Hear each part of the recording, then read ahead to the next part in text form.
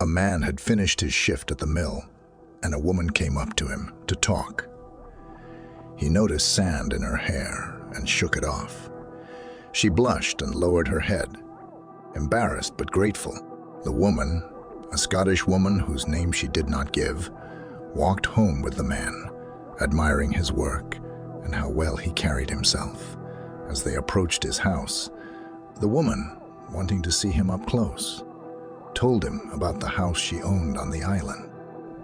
She wanted him to meet her there. The man, who had no boat, offered her his house in return. She declined, stating that she wanted privacy and that she really liked the view from her window. The woman informed him that there were 2 boats on the shore where they could cross the lake. After telling him where they were, she told him how to find the island and left. He hurried to his house and found the best clothes he had as a hunter and mill worker. He owned few things. The man wondered what he could bring suitable. What would the women want? Food? Grain? The man wasn't sure, but he had heard stories of flowers and their romantic potential. But he still didn't know where to find them this late in the season. The man pondered every detail, desperately trying to make the best impression on her. He thought about it a lot, searching for any place he knew of where there might be flowers. An idea.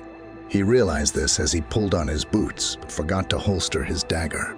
The warning seemed strange to the man, but he assured the store owner that he had a gun and everything would be fine. The man thanked him for the warning, paid for the flowers, and hurried away. The man was almost to his destination when he realized he had forgotten his dagger, but waved it off. What danger could one girl pose? On the shore of the lake, the man noticed a boat washed ashore. He thought it odd that there was no second boat visible on the shore, but perhaps she had left the second one elsewhere. He worried that she was traveling alone. The story of the shopkeeper was still fresh in his mind. In the fading light of night, he climbed aboard the tiny wooden craft, lit an oil lamp, and set off. Childhood tales of monsters and beasts in the water kept him busy as he rowed with the only oar, worried for the woman's safety. No boats were visible on the water, and he heard no cries for help. Surely she must be all right, he reassured himself. A slight rocking of the water touched his boat, floating on the quiet lake. Some object bumped against the oar. The man pulled the pole out of the water, and the light of the flashlight illuminated the dark lake. There was nothing floating or moving under the water. His reflection in the mirror stared back at him, watching the silvery waves. It must be a fish, he reassured himself, lowering his paddle into the water. In the night darkness, the island was barely visible. The only lighted window served as a beacon, drawing him to the hope and joy of the night, to the beautiful woman awaiting his arrival. The man surveyed the water once more, making sure there were no creatures beneath it, waiting for him. Some feeling gripped his heart as he looked into the distance, a fear that something was wrong. The situation seemed strange, but he couldn't understand why. A feeling of unease tormented his brain like a mosquito buzzing around his head. He brushed the feeling away and walked on, dismissing thoughts of childhood myths. How could he be afraid of something so silly? He thought, splitting the water with his paddle with more force than before.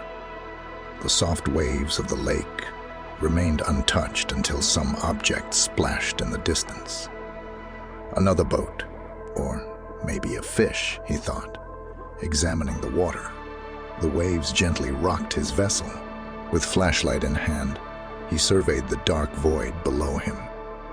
A white object caught his attention, and he struck it with his oar. The water glistened, and the white object appeared to be the sickle of the moon, obscured by dark clouds. The man grinned to himself, shaking his head. Holding the lantern above the water, he took one last look around the lake. The man drove the boat faster. Sensitive to any disturbance on the water, another obstacle collided with his vessel. He spotted it a second before the creature submerged. A pair of eyes glowed from its light. Fearing the monster would capsize his boat, the man realized he needed to get to shore. What was the shortest way? The shore he had sailed from, shrouded in darkness, seemed a foolish choice. With terror in his heart, the man moved toward the island. Whatever creature pursued him touched his oar, but he moved forward, gathering his wits and suppressing his fear. A fleeting thought flashed through his mind. What if? Had the monster taken her? Of course not. He could see the light in her window. She must be safe at home. The unpleasant fear did not leave him as his hands paddled, slapping the water with reckless forgetfulness. Something grabbed him by the oar and dragged him into the water. The creature floated to the surface as he recoiled. He recognized the face of a horse, but its flesh was pale and painful. Terrified, he leaned on the oar. The boat rocked back and forth, tipping the lantern over. The wooden oar struck the lamp, spilling its flaming contents into the water. The creature let go of the lamp, and the man began to push back against the flames, knocking the fire back onto the vessel. In that moment of bright light, he spotted the beast. Dark green, dirty fur fluttered on the water as the beast paddled with its huge hooves, plunging into the depths. The words of the shopkeeper's warning echoed in his mind. He recognized the creature as a water horse.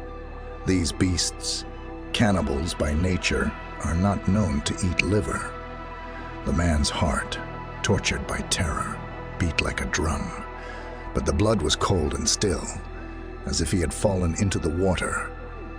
He could not see without the light, but perhaps, he thought, the beast could not see him either.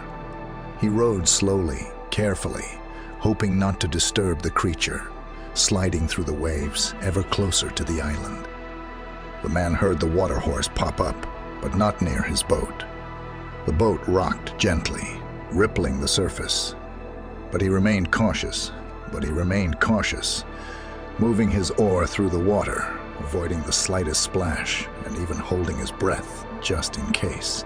As he approached the island and was almost out of terror, he heard a voice, a cry for help, and then a splash. Someone was floundering in the water, screaming and begging. He recognized that voice. The fading flame on the water illuminated the lake and nothing else in the endless watery void.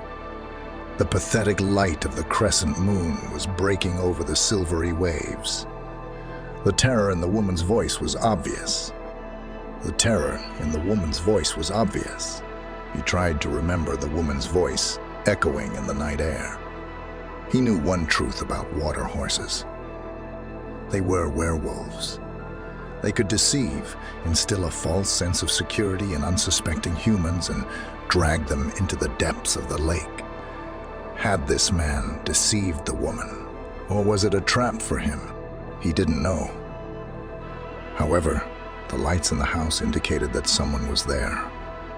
Was she waiting there for him, as he had hoped, or had she never made it home? Could it have been a well-placed decoy, ready for him to take the bait and fall for the beast's deception? With his heart weighed down by the stone, he finished his journey towards the island. Reaching safe land, his voice broke as he pulled the boat ashore, where tall grass grew on the edge of the beach. He looked up at the old cottage, searching for the entrance. The man noticed that a significant amount of rot had formed in the house, which was still inhabited. Green moss and mold covered the raw wood. He inspected the house from the outside, looked in the windows and saw lighted lamps inside, but no occupants. Inside, but no occupants. The man found the front door and knocked. There was no answer. He looked around for a woman. Had he made a mistake? The man spotted a stable with a single horse. Strange, he thought, but approached the stable, relieved to see something normal, continuing to watch the woman, the horse, its coat, glistening in the meager moonlight, noticed him. He raised his hand, glancing at the cottage door, and waved to the animal. The horse did not move and allowed him to come up and pet her. Her fur was dirty, tangled and wet. The man realized his mistake as soon as he touched the animal, but it was too late. Despite his best efforts, the man's hand stuck to the horse. The horse turned and walked toward the water. The man grabbed his wrist in a panic, rested it on the ground, and pulled. He ducked his heels, wriggled, and jerked the beast when he felt sand at his ankles. He reached for the dagger in his boot, but felt nothing. The man grabbed at the horse's eye and missed, his hand resting on the animal's jaw. Cold water wet his boots as he tried to grope for solid ground under his feet. He kicked the horse in the knee, but his foot got stuck. The man struggled, pushing and pulling, panicking, screaming, feeling the icy water rising up his pant legs. The man's watery reflection reflected his terrible struggle. Desperately dilated eyes searching for a solution, open mouth screaming. His shirt, soaked with icy water, stiffened his movements, and with a swift, desperate kick of his other leg, he crashed into the horse's chest. The black, icy liquid reached his chest, knocking his breath away as the horse plunged into the depths. Underwater in the moonlight, the animal changed shape before his eyes, transforming from a horse to a beautiful woman whose hands gripped his wrists with an iron grip. He recognized her. The woman with sand in her hair pulled him away from the last glimmer of light as the mirror image of the moon overhead dissolved into darkness.